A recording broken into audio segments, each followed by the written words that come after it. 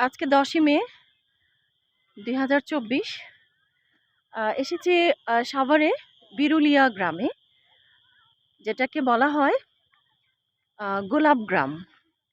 তো আমি আসলে অনেক আ কি বলবো, অনেক স্বপ্ন বা উচ্ছ্বাস নিয়ে এসেছিলাম যে আ গোলাপ বাগান দেখব, নিশ্চয়ই এখানে হাজার, হাজার ফুল ফুটে আছে।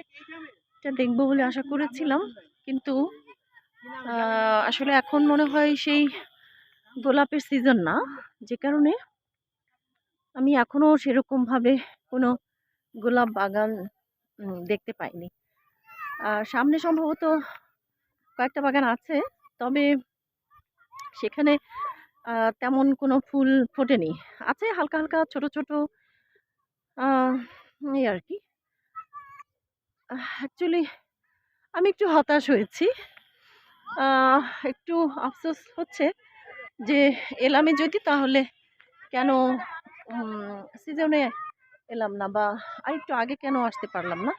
এখন প্রায় সন্ধ্যা হয়ে গিয়েছে। এই যে একটু, একটু অন্ধকার হয়ে গিয়েছে। যে কারণে যতটুকু বা আছে তাও ঠিকঠাক মতো দেখা যাচ্ছে না। হুম, এটা একটা বোকামি হয়েছে। মানে হুট করে একটা সিদ্ধান্ত নেওয়া হয়ে গেল আরকি। কিছু বলার নাই। এখানে আমরা দেখতে পাচ্ছি আশেপাশে ছোট, ছোট আ দোকান দিয়ে সবাই বসে আছে। যদিও তেমন কিছু নাই এখানে দেখার মতো, তারপরেও লোকজনের ভিড় আছে। সবাই একটু আশা করে আসছে দেখার জন্য। খুব একটা বেশি স্যাটিসফাইড হচ্ছে না কেউই, সবার মুখে, মুখে একই কথা। যাই হোক, এখানেও এই যে এটাই মূলত গোলাপ বাগান। অন্ধকার, কিছু দেখতে পাচ্ছি না। হুম,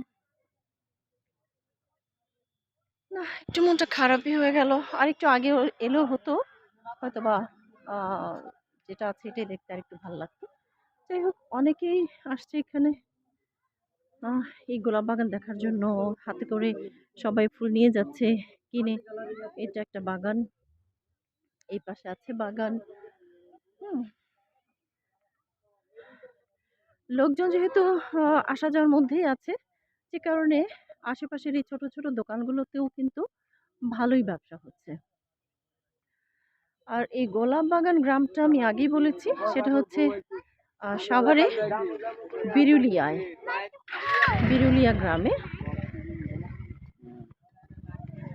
দিয়াবাড়ি থেকে বিরুলিয়া ব্রিজ পার হয়ে এই পর্যন্ত আসতে সম্ভবত ৮ থেকে ৯ কিলোমিটার আম দূরত্ব।